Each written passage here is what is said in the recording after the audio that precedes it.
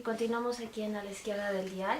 Vamos a pasar a nuestra sección de entrevistas y este domingo tenemos a un invitado que es muy probable que la mayoría de nuestros oyentes lo conozcan. Él es Néstor Zapata. No solamente él es el frontman, uno de los vocalistas de Grito de Miseria, sino también es una persona, un ícono que ha contribuido en diferentes formas a la escena subterránea de nuestra ciudad. Néstor, ¿cómo estás? Buenas tardes. Vamos a empezar hablando sobre aquel fanzine que editaste unos años atrás llamado Yaguar Yacta. ¿Cómo es así que inicias, o tú como persona te inicias en la escena subterránea de nuestra ciudad? Buenas tardes a todos los audioescuchas, a ti por la entrevista que me estás haciendo el día de hoy. Siempre hay singularidades para que alguien se inicie dentro de una movida subterránea. El caso mío es más o menos en 1983, cuando todavía era un niño. Mi hermano me llevó a un concierto, llegó del pueblo y del barrio. Fue mi hermano y mi hermana los que me llevaron, tendría pues 8 o 9 añitos. Me llevaron porque no tenían permiso, no tenían dónde dejarme a mí.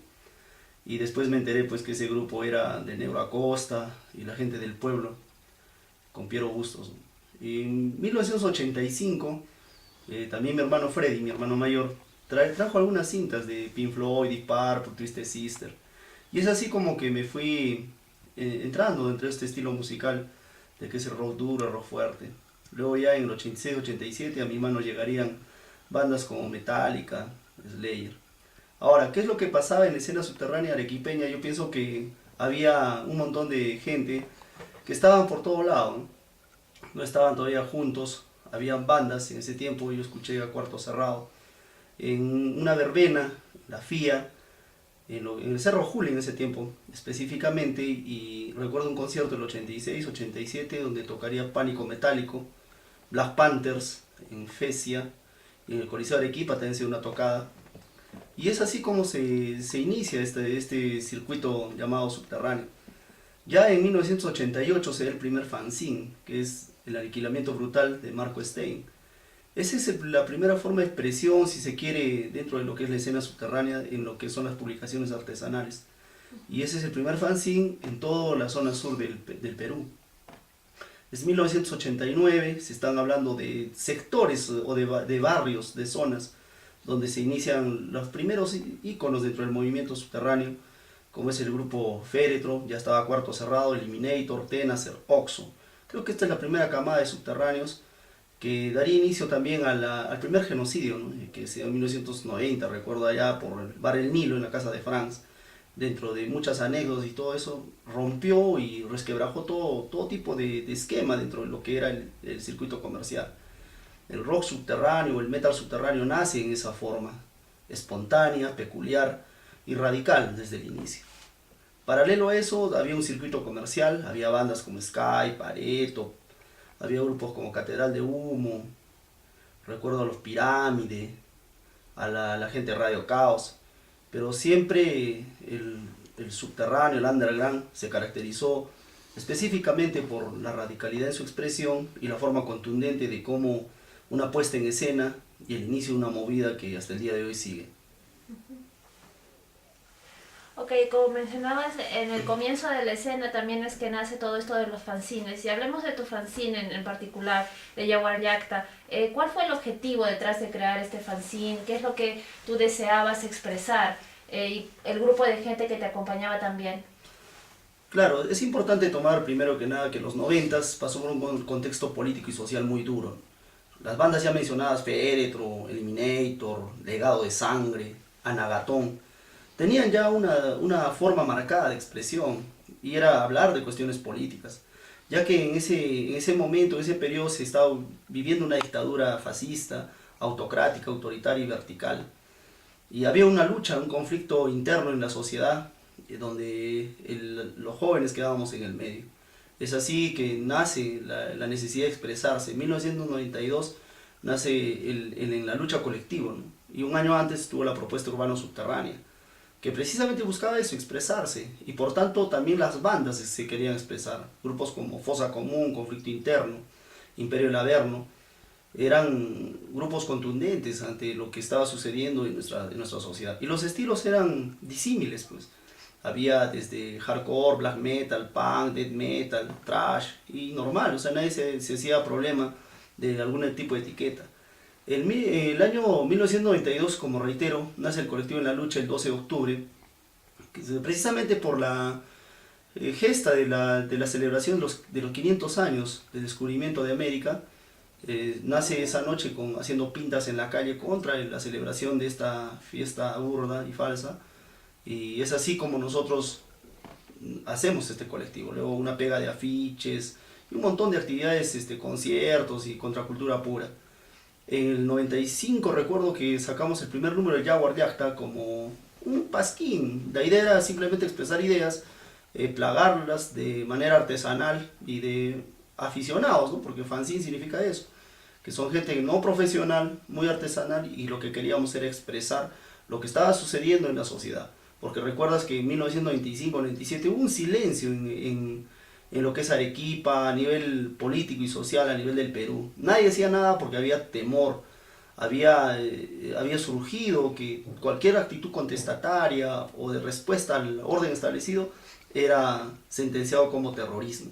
Entonces los sindicatos, las instituciones, la sociedad civil en general pasó una época de pánico, temor y miedo, ¿no? Que donde no podían expresarse con libertad. Los estudiantes universitarios eran reprimidos, los centros federados intervenidos. Entonces la única manera de expresarse era crear un circuito, nuevos espacios para decir qué es lo que pasa, qué es lo que está sucediendo, denunciar la crisis política, el outsider político, la ausencia de protagonismo sociocultural que se estaba dando. Y qué mejor manera de hacer un pasquín pues así directo, ¿no? Y eso es lo que se hizo. Jaguar Yacta. Jaguar Yacta significa la sangre del pueblo.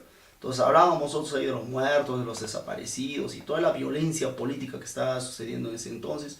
Y bajo esa premisa era la necesidad de expresarnos, ¿no? Contra todos los mercenarios que se estaban dando ahí, desde el Grupo Colina hasta el Servicio de Inteligencia Nacional, el Fujimontesinismo y todo el grado de corrupción, sujetada a un modelo económico ultraliberal y un capitalismo salvaje que había destruido nuestra economía. Y nosotros estábamos en el medio, pues en medio de ese shock, de esa crisis. Entonces nosotros queríamos expresarnos y eso es lo que hicimos, ¿no? Y era intercambiar de una manera, si se quiere, sencilla, directa, con otras provincias, con otras ciudades, incluso con otros países, información, y decir que estamos vivos y que no nos callamos, y a pesar de la represión que fue tan dura en esos tiempos. ¿Y por qué es que deja de editarse el fanzine? ¿Cuál fue el motivo detrás de esto? Jaguar Yacta dura hasta el 2003, si no recuerdo bien. Sacamos 5 números y deja de editarse por una cuestión eminentemente personal. Los integrantes que hacíamos esta revista pasamos un proceso de, no tanto de ruptura, sino un proceso de cambios en nuestras propias vidas. Es porque Jaguar Yacta ahí, ¿no? También sube un stop, un alto. Pero jamás hemos dejado de cuestionar, de ser autocríticos dentro de este sistema de consumo. ¿Y hay algún plan a futuro para poder continuar este proyecto, volver a retomarlo? Claro que sí, o sea, Jaguar Yacta creo que no desapareció jamás. Cuando el 2009 publicamos la última edición de Jaguar Yacta como accesorio, anexo, regalo de las 50 primeros números del documental que hice en ese tiempo. Y la idea era simplemente expresarse, ¿no? Y Jaguar Yacta creo que dentro de los fanzines locales fue uno de los más sobresalientes. Y sí, definitivamente, más que hacer un fanzine el día de hoy, lo que tengo planeado es hacer un libro, ¿no? Un libro, si se quiere, no tanto cronológico, ¿no? Pero sí va a contar la historia, ¿no? La historia de la movida subte desde una visión eminentemente sociológica, quizás antropológica, no lo sé.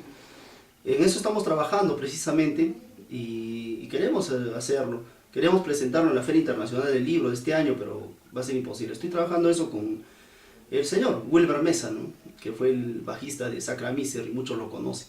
Ahora estamos trabajando ya la primera estructura, el primer esquema, el primer corpus del libro, que va a decir mucho y desea principalmente ser una forma de llevar información que no se ha dicho hasta el día de hoy de lo que ha pasado en Arequipa. Ok, entonces quiere decir que para el futuro estamos esperando la edición de este libro sobre la cultura subterránea de nuestra ciudad. Y bueno, vamos al primer break musical. Néstor también ha preparado un setlist de canciones como casi todos nuestros invitados y él nos va a presentar las primeras dos canciones que ha escogido. Agnostic Front, For My Family. ¿Y por qué has escogido Agnostic Front, Néstor? Específicamente esta canción habla de la historia de la movida en la escena de Nueva York, y la letra dice mucho, ¿no? Para mis amigos, para mi familia, para los que he perdido, para los que quedaron abajo, para ellos yo les canto. Eso es lo que dice esta letra y es muy significativo para mí, realmente, y para mucha gente que en esta generación de jóvenes hemos vivido, ¿no? A los jóvenes viejos y a los viejos jóvenes que aún sobreviven. Ok, después de Agnostic Front, ¿qué vamos a escuchar? Eutanasia, ¿y nosotros qué? Es una canción, ícono, símbolo dentro de lo que es la escena subte, y la letra mismo lo dice, ¿no? Si tampoco solo somos, tal vez con una guitarra, con nuestras voces, para algo servirá. Ok, entonces vamos a escuchar Agnostic Front y Eutanasia y luego regresamos con más de la entrevista con Néstor Zapata.